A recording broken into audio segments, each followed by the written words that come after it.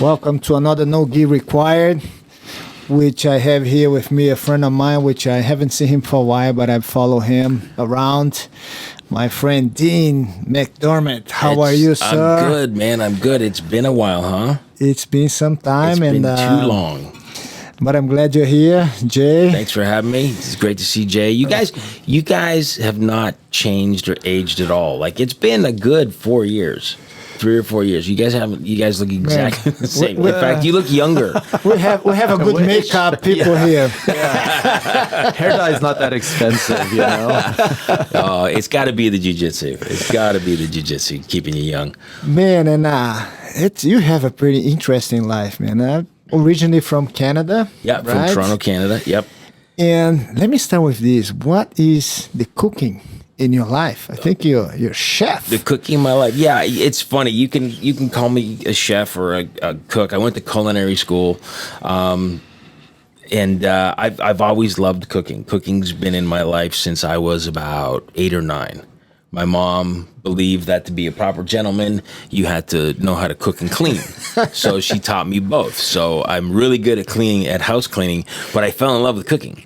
So we would make Betty Crocker box cakes, right? That's where we started. And, we'd sit and watch a Carol Burnett show. And so it's started these great memories that I still have to this day. And I connected how cooking and family and memories all go together. So I just started cooking at the age of 8 or 9, like I said, and was experimenting with different things. And then when I was, how old was I? I think I went back to culinary. I went to culinary school when I was 43.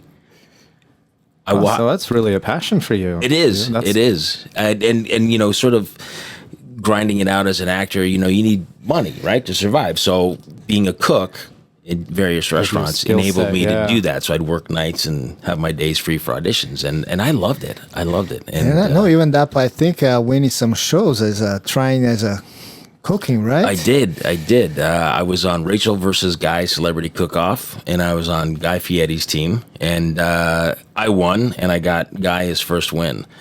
And that's when things really started to take off. Guy had me on his show, Guy's Big Bite, and I did Paula Deen's show, and then I started The Gourmet Dad. I started that website, I started that cookbook, and then Chop Canada came along. So I hosted Chop Canada for 2 years. So it really, awesome, really took off.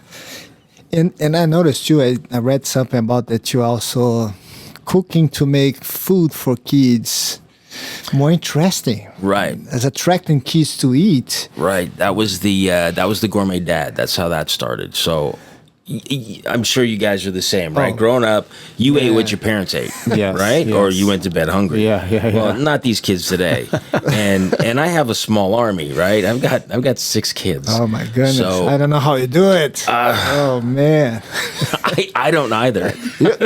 Maybe that's why you guys. You're look right, so a good. black belt, man. You're a black belt, 6 kids, and still smiling, looking young. They should give out belts for parenthood. I would be a black belt, wouldn't I? Well, I have no doubt. You'll be a coral belt. Best black belt. So I got tired of being a short order cook because this one wants butter noodles and that one wants nuggets, and so I was like, listen, you're gonna eat what we're gonna eat. So I'd make an adult recipe, and then I'd take out a few things here and there to make it more kid friendly, and then get a little more creative with it. I'd make landscapes and different things like that for the kids, and so we were eating the same thing, and I was cooking the same thing. I wasn't chained to the kitchen. I don't know. I think as a growing up, I remember every Sunday going to grandma's house to have the whole family, even cousins and everybody, on the food time. That's when the whole family get together. I used to love going to my Aunt Marion's on Sunday. And I have that feeling that you are able to produce that today with own kids. Well, it's really tough with everybody's schedule. And of course, the advent of the cell phone and the internet and stuff, it's really distracting and pulls the family apart. So I'm really, really trying to keep the Sunday dinner going because I loved it. We'd go to my Aunt Marion's, and she was famous for her macaroni and ground beef and tomatoes, which I'm sure we've all had, but it was just the memories. Tastes different. Yeah. Like when you go, it somehow tastes different. Do you guys notice that if you cook something for yourself Like you could cook a grilled cheese sandwich, and then Jay could make a grilled cheese sandwich, and Jay's is going to taste better than the one that you made. Yeah. Like it doesn't taste the same when you cook for yourself, but when somebody else cooks for you, it's amazing. All my mom's cooking is like that. That's the thing, you know. I always tell her every once in a while, I'm like, the next time I come down, I want you to make this for me. Just make a big thing of it, and I want to take it home because I try, and it never comes out the same. Yeah. No. Yeah, it's so funny. Is you know, I like to go to friends' houses for dinner, and they're like, "Oh my God, I can't cook for you. You're a chef." I'm like, "No, listen, like craft dinner and hot dogs. I love it because you're doing it, not me." Yeah, exactly. Right? It doesn't have to be fancy, but it's you know, it's. I think it's different because you know that person puts their personality and their effort and their time and love into whatever they're making, and it just I don't know, something about it just makes it taste different. And definitely like cooking and in the mealtime, it brings so many good memories from our childhood until today. And our kids, I'm sure your kids will have those memories. I'm trying. You see, they're gonna your grandkids. You go, hey, Grandpa used to cook like this. Yep. That would be awesome. That's something that we all have those memories. Yeah. Definitely. You know what I'm doing is I just got Jamie Oliver's cookbook, 5 Ingredients, and he has all these amazing. Jamie Oliver's fantastic. In fact, it always inspires me to get back into cooking. Whenever I kind of fall out of grace of cooking and I'm tired of it, I'll pick up a Jamie Oliver book and I'm right back in. So he came out with this book, 5 Ingredients, these amazing dishes. So every weekend, one kid gets to pick Saturday's dinner and dessert. Whoa, and that's then really another cool. kid gets to pick Sunday's dinner and dessert. So we're going to go through the whole book. I'm going to cook the whole book. This is awesome. And the kids help you to cook. My daughter Stella, she's 12 now. And she loves to bake. Wow, she's 12. She wants to be a baker. I know. Like, I was, how old was she when she was here? the funny story that I'll never forget. Mike and I are running the kids program, and Marcel, the academy manager, comes up and goes, "Jan, I want to introduce you to Stella and Liam, and you know they're going to try out the class." I'm like, "Okay, great." And they come out, sweet kids, and they jump right in, and everything's good. And then I go home that night, and I walk in the living room, and I look on the TV and they're on the TV. And I'm like, whoa. I go, what are you watching, honey? And it was the show. It was your guys' show. And I'm like, I know those kids. That's funny. It was so funny. But yeah, I went on your Instagram when I found out you were going to be on the show. And I'm like, I can't believe how much they've grown up. It's crazy. It's wild. It's crazy. Liam's 13 now. And it's crazy. And I'm so bummed. It broke my heart when they stopped jiu-jitsu because, one, I thought, especially Stella has incredible balance. And, you know, when I put her in ice hockey, she was great. When I put her in boxing, she was great. When gymnastics, she was great. But they quit. I was like, no, not jiu-jitsu, not hockey, no. They'll find their way back to something if it pulls them. They will. Yeah. And it's hard because, you know, I've got to a point in my life where I know how great, you know, team sports are. I know how great individual sports are, and I just want them to experience it. And it's like, I got to step back and, like you said, they'll find their way. Yeah. But you want to push them so hard I know. because you're like, listen, I've lived through this. This is great. Do it. But you can't. And man, and interesting too is on the course of your life, on your career, you've been done so many things on the entertainment. I've had a good run. I've been at it for 34 years. I've been at it for a long time. Man, and I was just mentioned that the YouTube that you put it out, especially the time we're living today, the quarantine bunch. I went to watch. It was so funny. That was fun. That was fun and a great idea because that was just when the quarantine hit. So it was pretty new of all these quarantine shows, and they approached me to be a part of it, and I was like, yeah, I'd love to, but you know, they were all child actors, and it's like I wasn't a child actor. So I came up with this character, Ricky Pritchard, who was in this like obscure Scottish TV show. He was a child star, and it was so much fun. It was so much fun, and everybody in it was so great. And then we actually, I totally forgot about it. We did another quarantine show with the whole family called Celebrity Show Off. Now, I don't know if you saw that, but it was, we had to come up with 5 minutes of content each week. So we had to write a script, light it, shoot it, shop the wardrobe. And everybody on board. and everybody was on board, and we had so much fun. So it was Kevin Smith, the director Kevin Smith. It was Jason Mraz, Rumor Willis. So everybody had to, make their 5-minute videos. So we decided to kind of recreate and spoof different shows. So at one point we spoofed 90210 and Tori played all the characters. And then we spoofed horror movies. So we ended up winning. We actually won. Yeah. Cool. It came down to Team Tori and Kevin Smith and we won. But it was a lot of great stuff has kind of come out of quarantine. As hard as it was. Forces you to adapt. And like Jay was talking, like this show was born out of quarantine, which is fantastic. And with such a need also because people watching too much TV, but not every content on TV was something that we want to watch. Yeah. And have those ideas that you're part of them was incredible. That took us from real. That's a real thing. Yeah. And make everybody come together. Well, that is exactly. I mean, I think this is great. I feel great. I'm actually talking to adults other than my wife. Like, I feel like I'm out on like a date or something. Like, this is really special. Like, I'm speaking to grown-ups. This is amazing. So it's nice to be able to turn on the radio or, and listen to a podcast and listen to people chat because we're not doing that.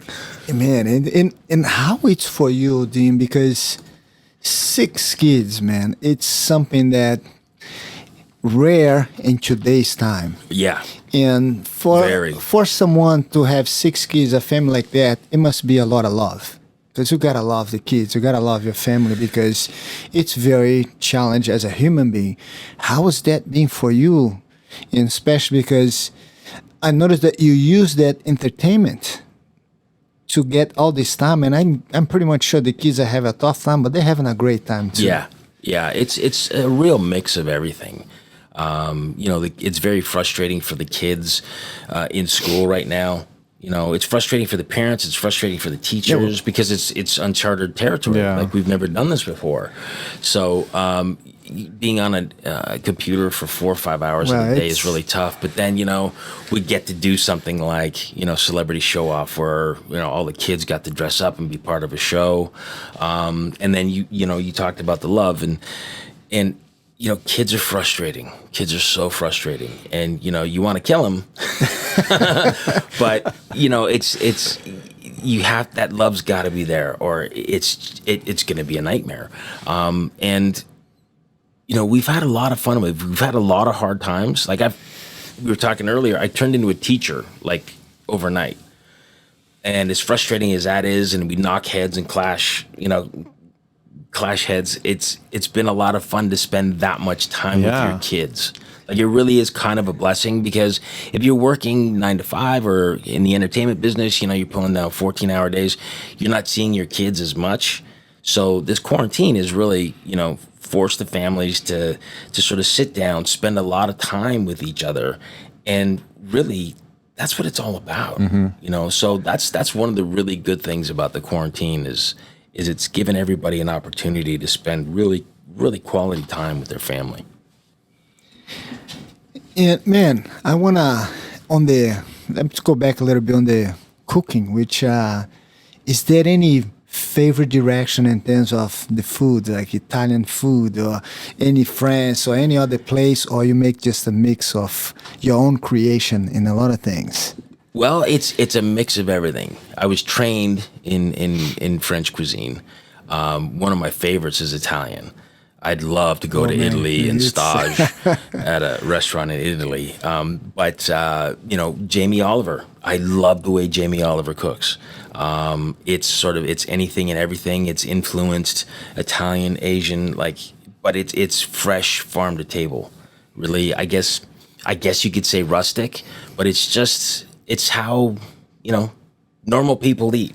Exactly. I love my Gordon Ramsay cookbooks, but it's it's a little higher end, But I just love Jamie Oliver because it's just everyday great stuff that you can get in your local supermarket.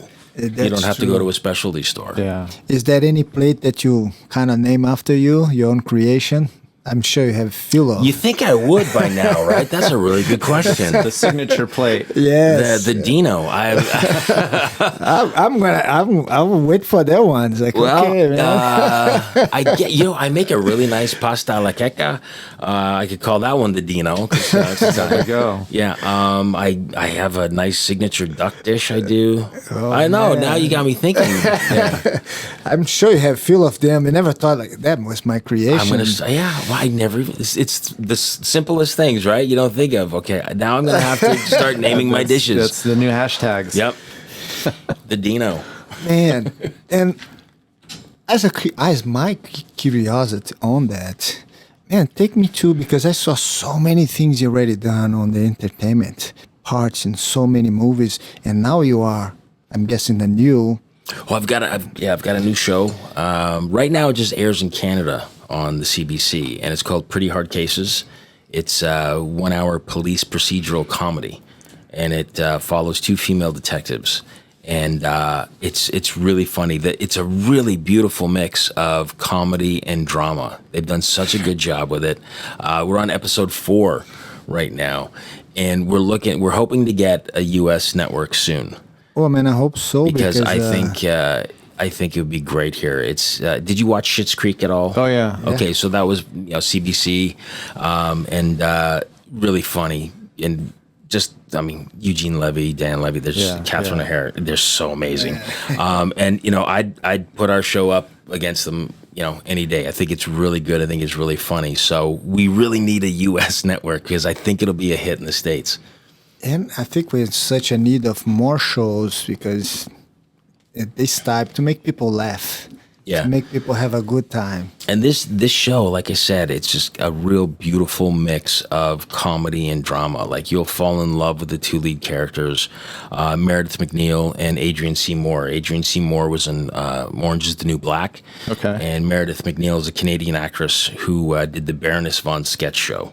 And all the listeners out there, go on YouTube and search Baroness von Sketch Show. She's so funny. She is so. I've heard of it. I don't know. Funny. I don't know if I've seen it, but I've heard of it. Oh my gosh! And the dramatic moments that she has in the show. I've always believed that comedians are great dramatic actors. We've seen Bill Murray do it. We've seen Robin Williams do it countless times. Mm-hmm. Jim Carrey, John Candy. Like, I just think comedians make great dramatic actors, and she's proving me right again. It's just, she's fantastic. That's true, man. All the comedians, they are such a incredible job. And you're doing stand-up too, right? Yeah, I was doing stand-up for about a year. Yeah, I finally, it was something, that's the whole reason I got into the business is I wanted to be a stand-up. Okay. Yeah, my dad brought home this 8-track. I'm really dating myself. My parents had them. We'll do that. My parents had them. So he shows up with his 8-track of Gene Tracy. Now, Gene Tracy was a truck stop comedian. So you think, late 60s, early 70s, and he would tour the South and hit all these truck stops. So think of how dangerous truck stops were back then. Right? So he's going into these really gnarly truck stops, and he's doing his comedy stuff. And filthy. Like, I heard things that no 8-year-old, 9-year-olds should hear. But what I noticed was how it made people feel. Like, we'd have neighbors over to listen to the Gene Tracy 8-track. And some of it was racially charged, and we had some African-American neighbors over, and it was like, you think that they would be offended, but, they laughed. And I was like, wow, that's amazing how this guy can, entertain, he can touch on subjects that are really, really taboo and make people laugh and come together. So I was like, oh, this is amazing. So I got into Richard Pryor and then Bob Newhart, Eddie Murphy. And then when I saw Robin Williams, I was like, that's exactly what I want to do. Because that's, I came across Robin Williams when he was doing stand-up and started to get into movies. So I was like, okay, that'd be great. But I never, ever got up on stage. I was like, I was like, I don't know how to write a joke. I don't know my ass from my elbow. Like I got in the business when I was 19. I was like, okay, what am I going to do? So I found it easier to do other people's writing. So it worked out great. But at 53, I just got up on stage and met a friend, Adam Hunter. He's a great comedian. I met him through Russell Peters. Oh, Russell. Yeah, I know Russell from Toronto, so I met Adam through Russell.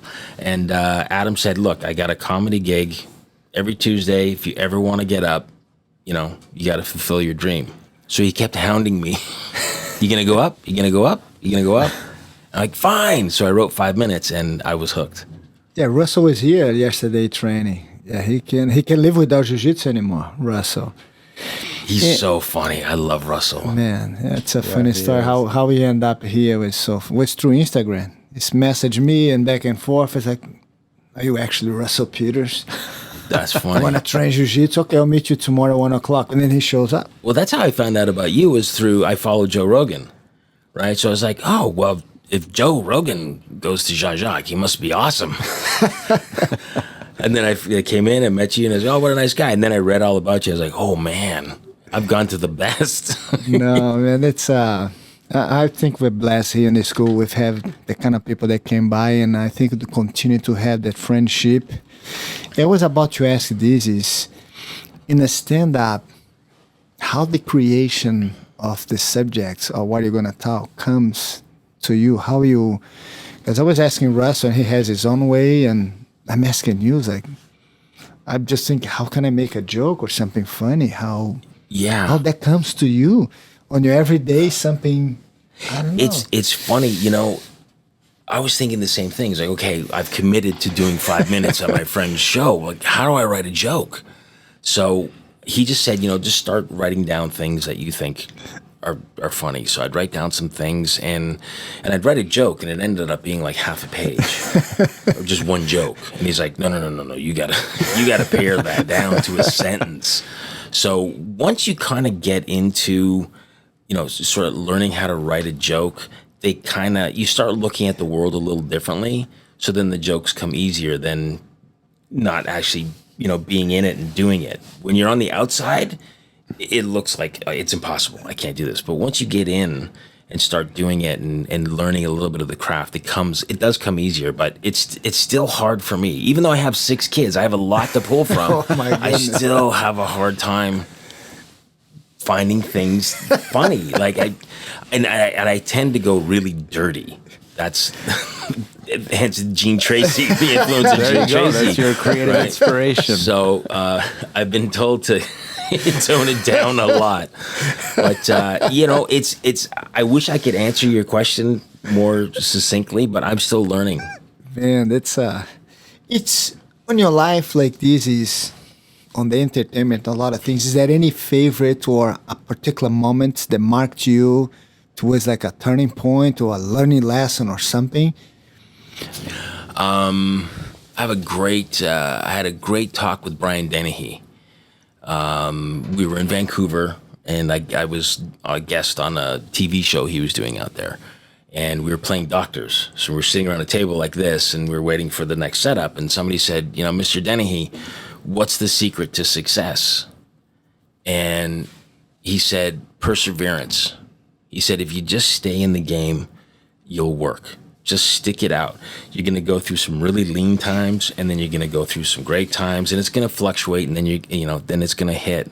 He said, here I am at like 34 driving truck going, I'm going to be a big actor. I'm going to be a big actor. And he just stuck it out, and he's had a great career. So I thought that was really cool. Persevering. That's something that we do use a lot in martial arts. To when I get good, you got to keep in the line, and you're going to get there. Because it's easy to get frustrated and give up. Oh, I think it's a lot more things thrown at you to give up than actually encourage you to do it. Yeah, agreed.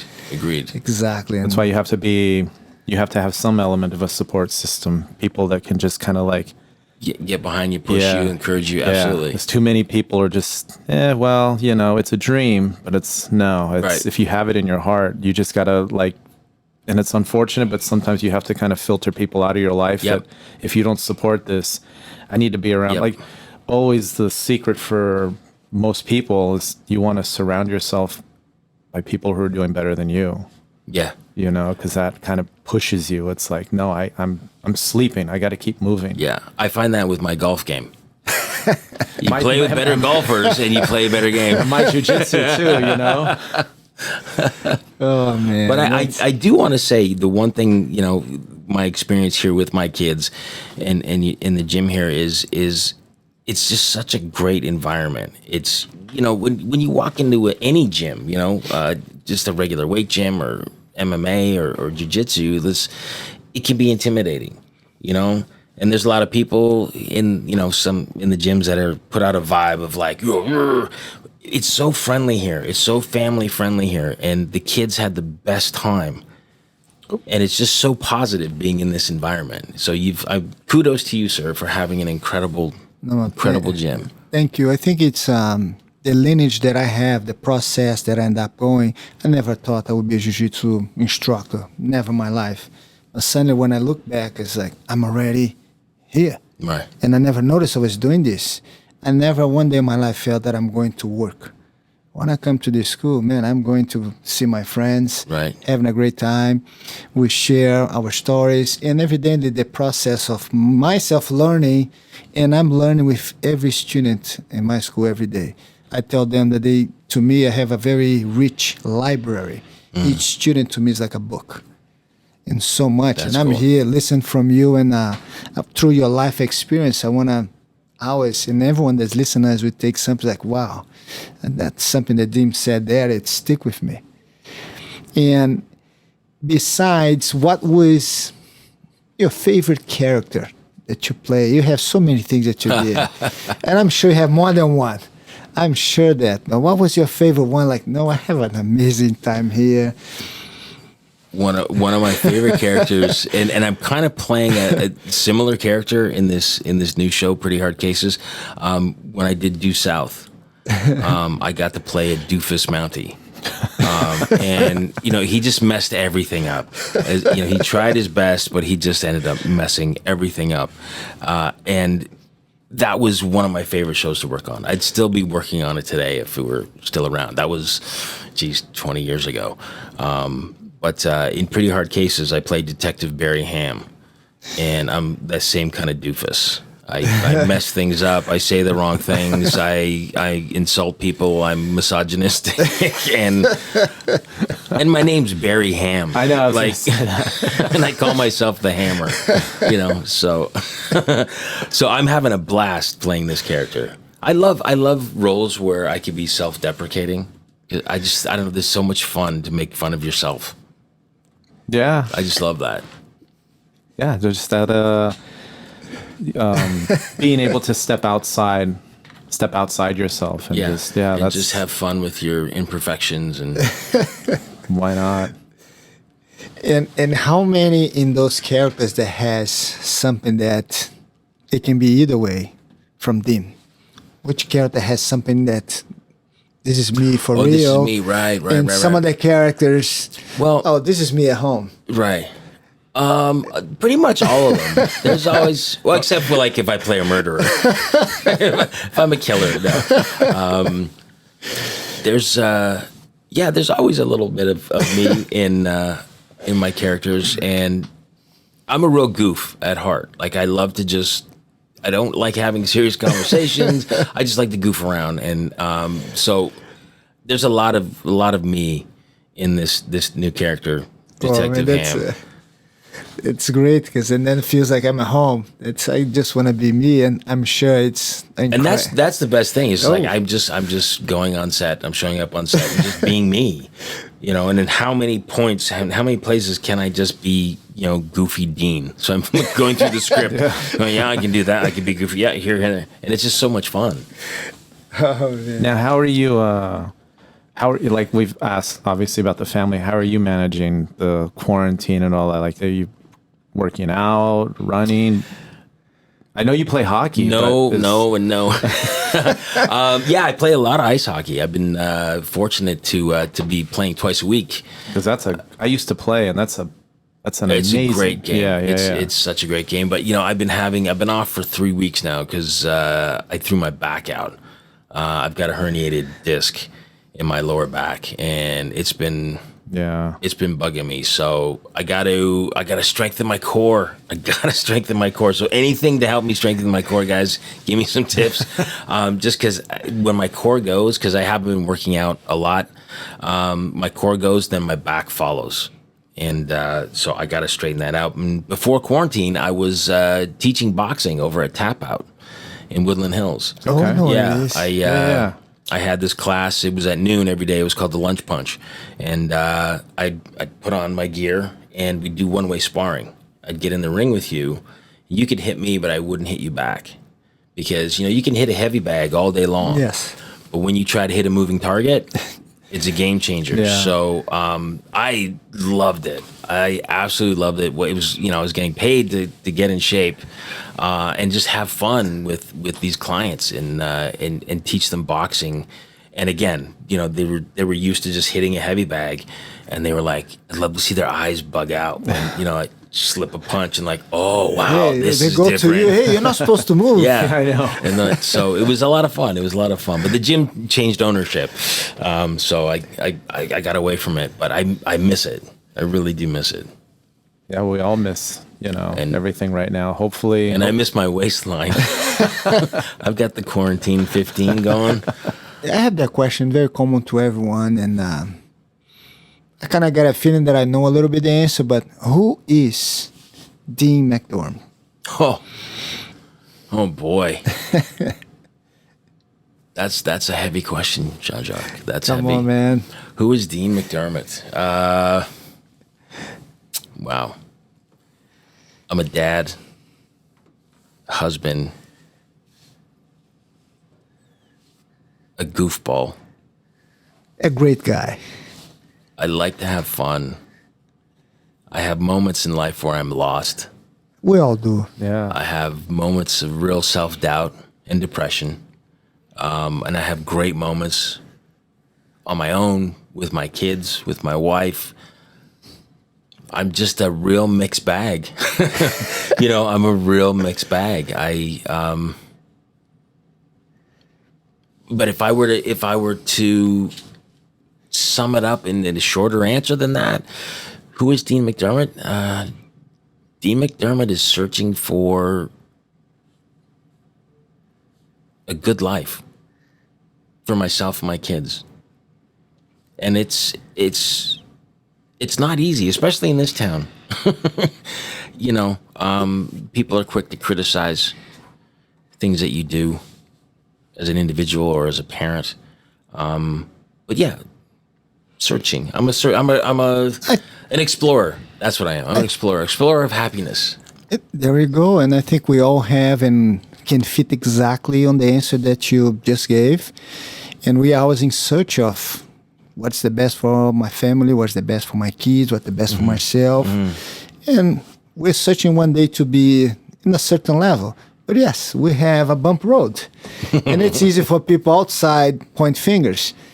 And my uncle, that's funny, he used to say, like, see when somebody points a finger to you, he has 3 fingers back to them. Yep. Yeah, pointing back. You understand?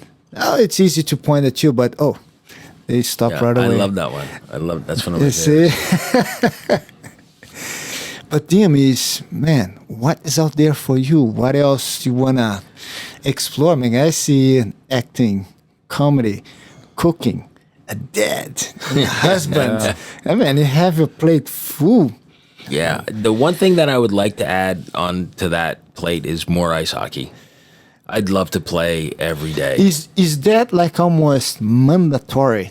You're born in Canada, you got to play hockey. Yeah, if you don't know how to skate. Because in Brazil, I know you have to play soccer. Right. If you don't play soccer, kick the ball, something's wrong with you. Yeah, you're not a But I noticed that in every single person that I know from Canada, hockey. Yeah. It's our game, it really is. And, I sound biased, but I think it is one of the best sports. Not to, dump on any other sports, but if you just think about it, you're locked into an arena like a gladiator on a sheet of ice on two thin blades, and you have to control a puck at the end of a stick, try and get it from one end to the other and put it in their net while somebody's trying to take your head off. Like, there's a level of precision and technique. Yeah. I played it for many years, and my brother and I both, we would do clinics, and I remember we did one clinic with a gentleman who, I'm going to date myself, he tried out, one of his things on his resume was he tried out and didn't make the team, the Winnipeg Jets. okay. This guy was just unbelievable. Like, I mean, the things that he was teaching us, and then you watch, us play. And we played Division III. I mean, we weren't just... You weren't a slouch. Yeah, we played okay.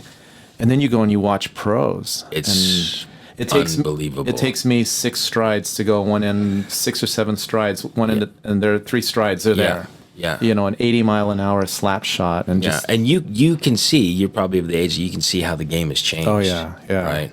It's so fast now. Yeah, it's so amazing. fast. And I don't think you do not know that about me, but I did play hockey in Brazil. Did you? Ice hockey.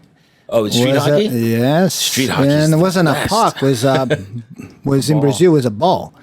And we have the arena. Yeah. It's not like a street hockey, was on the old roller skaters. Yeah. And I almost became professional playing Really? hockey. Oh, I love it. Awesome. What position did you play? We have just 4 players, right? I used to Right. be the captain of the team on the back, the guy You were that a defenseman. distribute the ball. No, I was the one actually, the brain on the team. I felt like almost like a quarterback. Okay. The center, maybe? Yeah, and I'm not sure how I can qualify that in a position, but that was because we play sometimes 4 guys like this, and sometimes we change the square, go this way. So maybe a rushing defenseman. I was the one, I don't know. What about you? What position? Left defense. Yeah, I'm a defenseman. I was left. My brother was right. Oh, awesome. D, yeah. It's a great position. I wanted to be a goalie because when we played street hockey, I was always the goalie, and I was a really good goalie, and I wanted to be, the next Chico Resch. Yeah, I wanted to be, a goalie, but we couldn't afford goalie equipment. Yeah, it's an expensive sport. I grew up. We grew up poor, so I couldn't afford the goalie equipment. So I ended up playing defense, and I block a lot of shots because I like that. I like getting hit with pucks. It's weird. I love that thunk. Yeah, no, it's an amazing sport. I miss it. Just life kind of. When's the last time you played? Oh, it's been years. Actually, this is a funny story. So Mike and I played for many, many years over in Burbank at the Pickwick, and then he stopped before me. Then I started to teach here. My jiu-jitsu, it started to become a career. Right. So I followed this kind of pattern, like I can't risk getting hurt if I'm going to be doing this.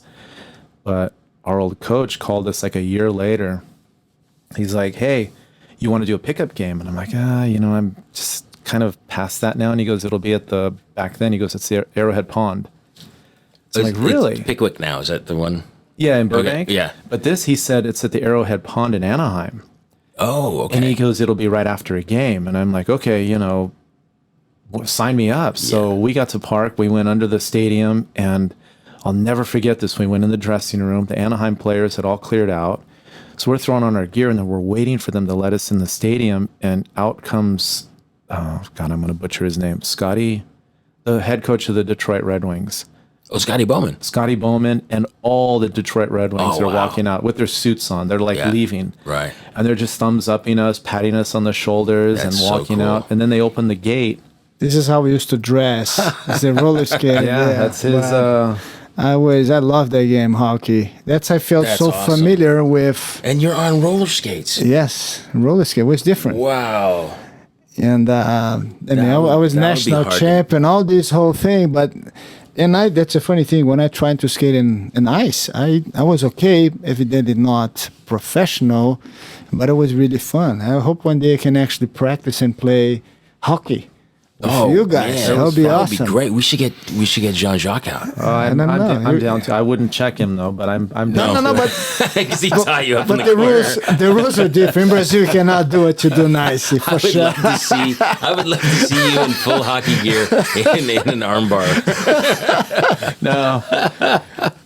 But yeah, I got to skate on they opened the thing, and the crowd had cleared out, but we skated on the pro league ice, and but that was probably 15 years ago. I did that about 4 years ago at the Staples Center, and it was before a Kings game.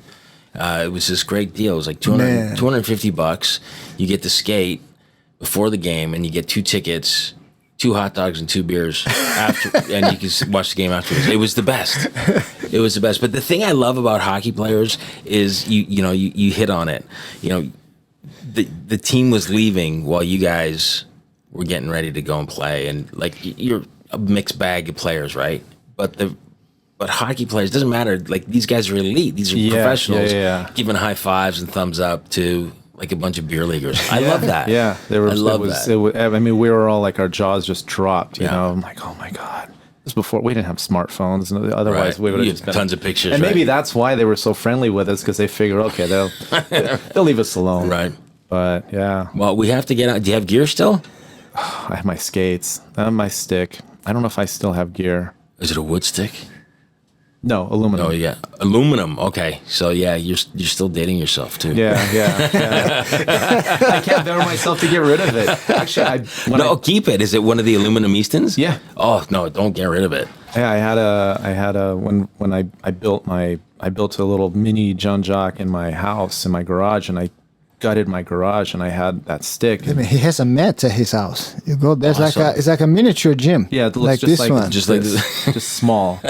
But I was throwing out all kinds of things and donating things, and then my wife looks at me and she's looking at the stick like, is this going out to Goodwill? No. What are you gonna do? And I'm like, no, that stays. Yeah, Oh, we have to get you out on the ice. be fun. That would be fun. Just have to put a helmet. I guess I gotta protect. Man, I'm gonna be the one all protected from What you size guys. are your feet? What's 10 and a half. 10 and a half. Okay, my skates won't fit you, but we'll get you geared up. It was fun because I took my daughter another day to. She was, "Hi, Daddy, can you take me to ice?" It's like, man, my first time, not sure, and I felt okay. I was able to hold. I don't need those little bars to hold. Right. So, we had one of our representatives visit us from Australia in 19, and they stayed with me for 2 weeks. And he brought his son, and his son wanted to learn how to ice skate. So I took him to the Pickwick, and I grabbed my skates. And first couple of laps, I was like a little. But then towards the end, I'm skating backwards. I'm spinning around. It was like it just came right back. So. And one of the cool images I have from Canada, growing up in Brazil, we don't have snow. Right. And I was in Toronto every day winter, and everything was white. And a lot of the Christmas movie I saw as a kid, Christmas in Brazil is summertime. Mm-hmm. And Christmas there, it's cold. And this was the coolest. I was driving around, I'm not sure which neighborhood. Then I saw a lot of lights on. The father, I'm sure, made a little spot with ice. And he put one spot for one child to be in goalie and the other one playing around and Just playing hockey a little backyard in their rink. front yard. Yeah. Oh, yeah. I said, man, I got to stop and I filmed that. I said, man, this is so awesome. But I'm talking about kids, I don't know, 3 years old, so little. Oh, yeah. I felt like this is a cartoon. Like, is that real? Yeah, as soon as you start to walk, you get a real hocky stick put in your hand. Kind of like you when you're like you with jiu-jitsu. Man, but that was so amazing because they made that right in front of the house, and you see the other kids watching, waiting for their turn. And you see those, because it was a big place, but we're playing hockey. It's like, that is amazing. Now they have companies that'll come out and do a really nice rink in your backyard. When my friend in Toronto got his tennis court turned into a full-size rink. So cool. Yeah. They take their hockey pretty serious. Yeah, when you crawl, you get like a little mini stick. And then when you start to walk, you get a real I mean, you have stick. hockey in your blood since, I mean, that never leaves you. See, here in LA, very warm, still find a place. That's the best. That's the best, is to walk out of the arena in February in shorts and flip-flops. Like, it's just such a great feeling.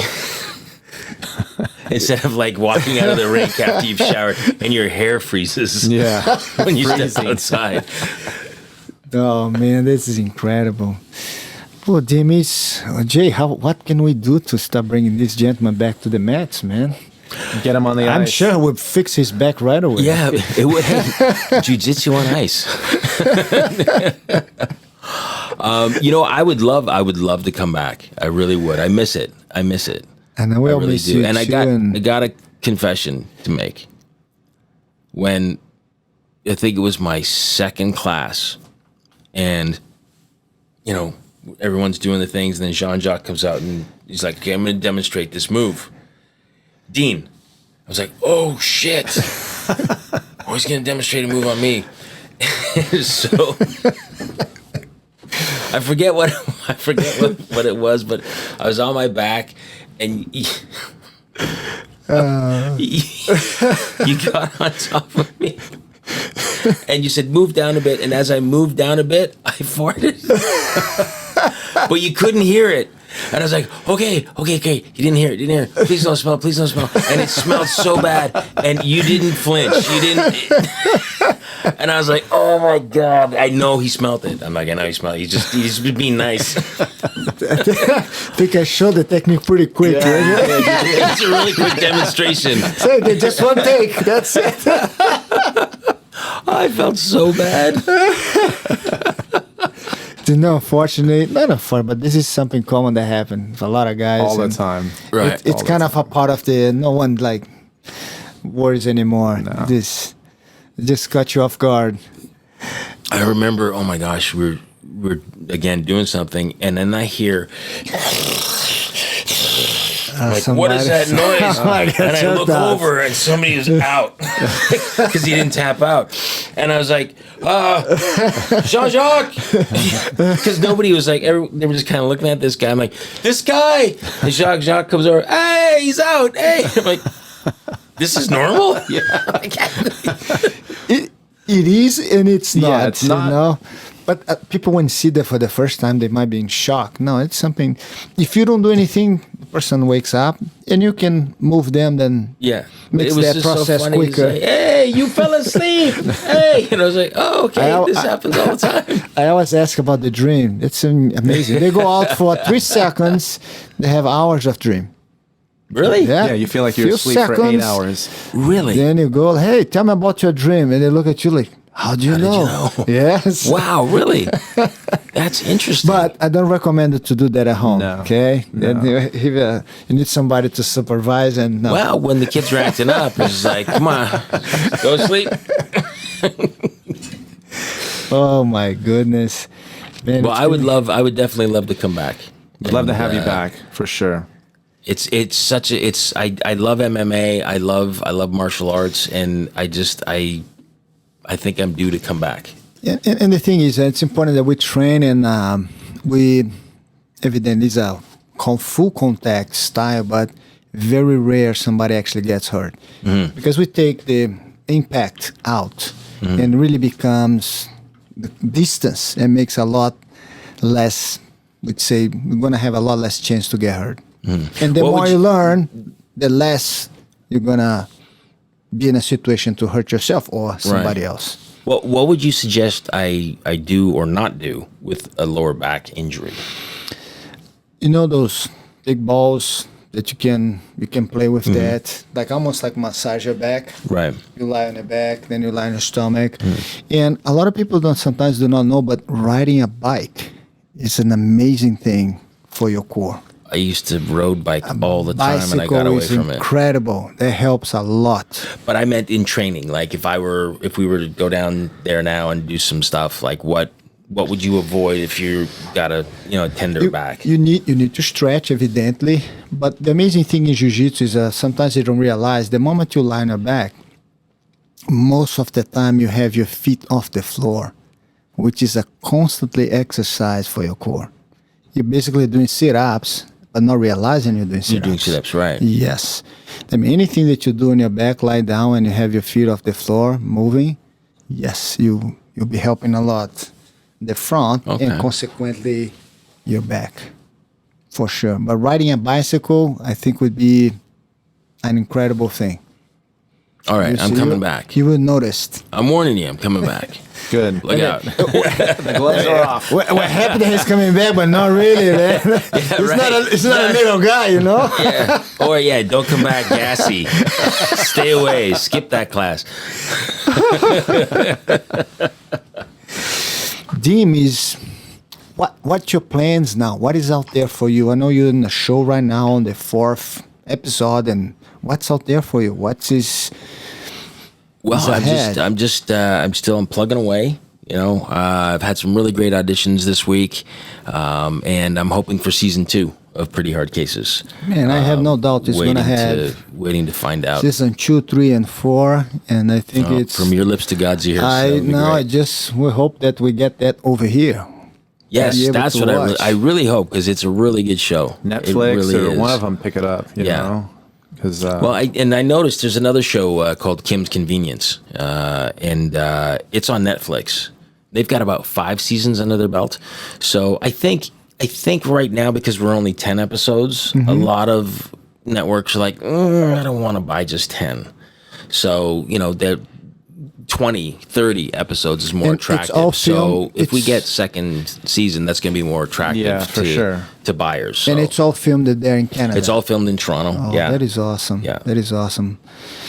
Man, I can't believe I were able to get this guy to be here. Oh my God, are you kidding? Man. I love you guys. You guys are awesome. So awesome, man. It's an honor to be on. Oh, thank you for get some time and be here with us and visit us and share just a little bit of so many things that in a such short period of his life. So many stories. So many stories to tell. Part 2 coming. Yes, we'd love, man, to have back, and wish you all the best on the new show. And again, it's gonna take off for sure. Well, thank you. Thank you for having me on. It's great to see you guys. Great to reconnect. And I look forward to this next chapter with you guys. Awesome. For sure. And we need it, and can't wait. Me too. Thank you. Thanks for having me on. Our best to you and the family. Thank you, guys. And to you too. Thank you. Thank you.